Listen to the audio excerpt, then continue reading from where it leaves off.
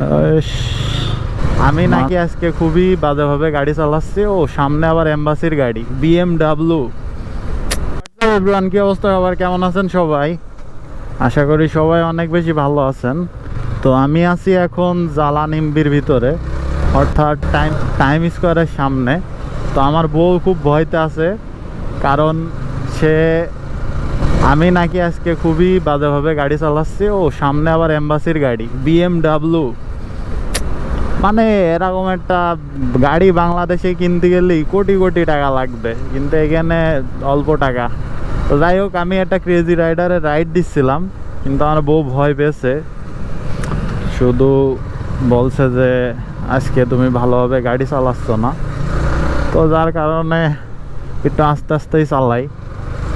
তারপরেও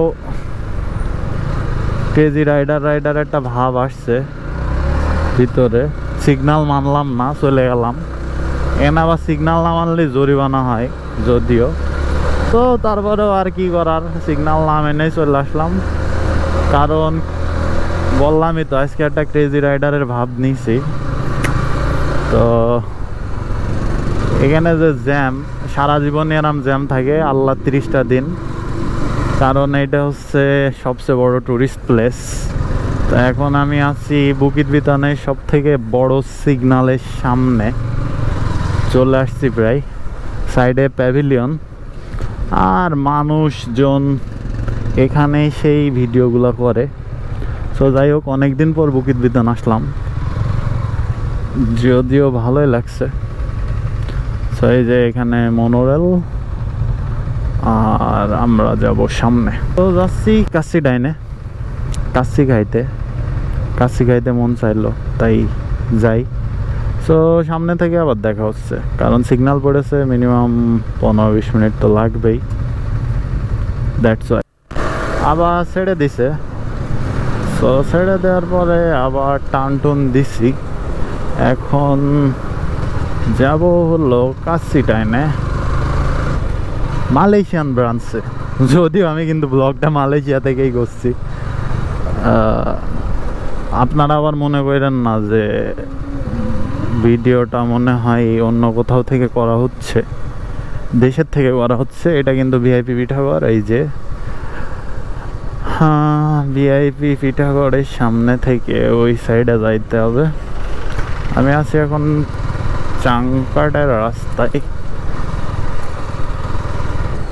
চাংকাট বলতে এখানে এই সাইডে পুরোই বার এরিয়া, মানে পুরো ওপেন বার আর কি, বার ক্লাব সব কিছুই আছে। সো আমি যাব রাস্তা পার হয়ে ওই পাশে যাব। যাওয়ার পরে এখন আমার কাচ্চি ডাইনে ঢুকতে হবে। सफेद कपड़ा ओ ओ ए মানে আর কি বলবো, ও আগে সিগন্যাল দেওয়ার খোঁজ নেই, আগে ঢুকা এনে সিগন্যাল দিচ্ছে। আরে ভাই, এইসব কি ভাই?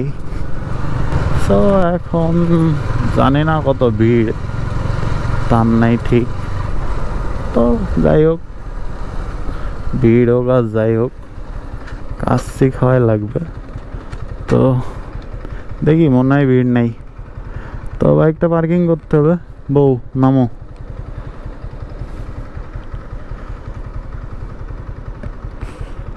বাইকটা পার্কিং করি কই? এখানেই করি।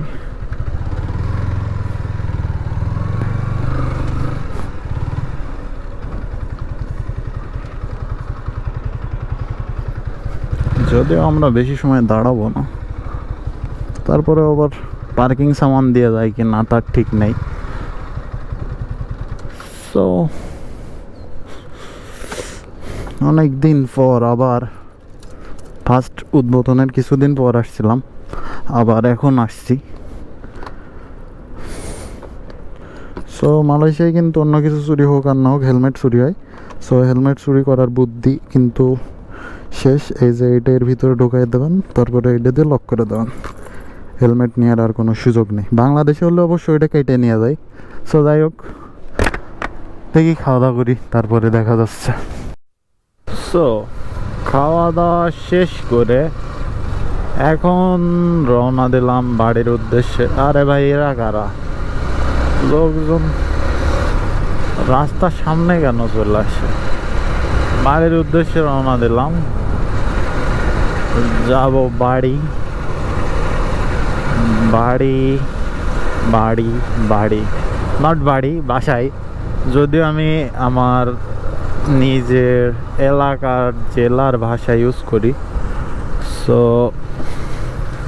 যার কারণে একটু ভাব চলে আসে আমাদের, মানে ঝিনাইদহ জেলার ভাষা আর কি। তো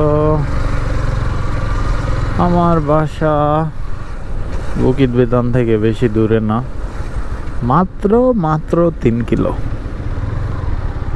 তো এখন বুকিত বেতান থেকে বাসার দিকেই যাইতেছি।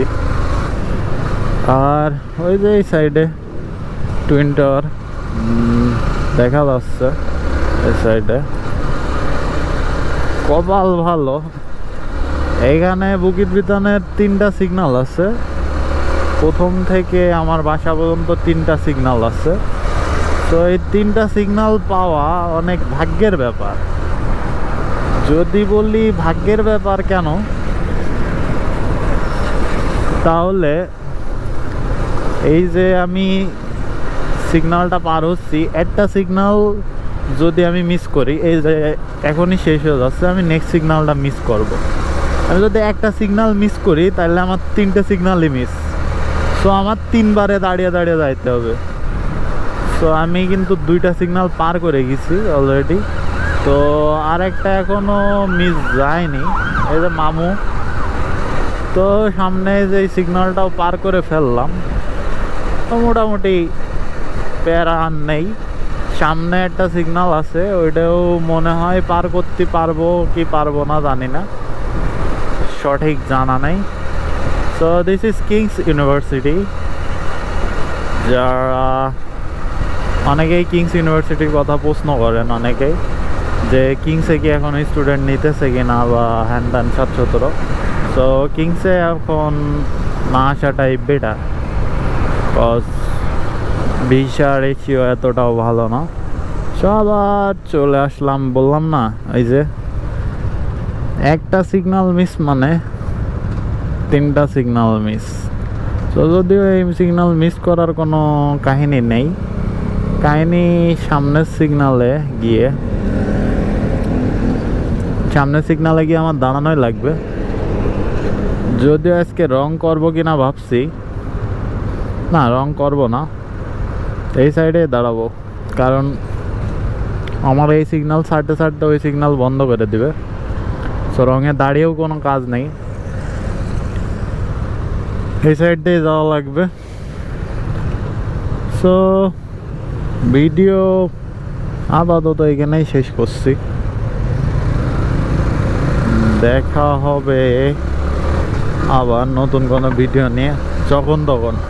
কারণ আমার ভাই সময় নেই এখন, খুবই প্যারা খাইতেছি আমি আমার ভার্সিটি নিয়ে, তারপরে আমার ডিউটি নিয়ে, সব কিছু মিলে আমি খুবই প্যারা খাচ্ছি। তো এত প্যারার ভিতরে ভিডিও করা একেবারে ইম্পসিবল হয়ে যাচ্ছে আমার দ্বারা। তো যার কারণে একটু মাঝে মাঝে ভেবে চিন্তে আর কি ভিডিও করা হচ্ছে।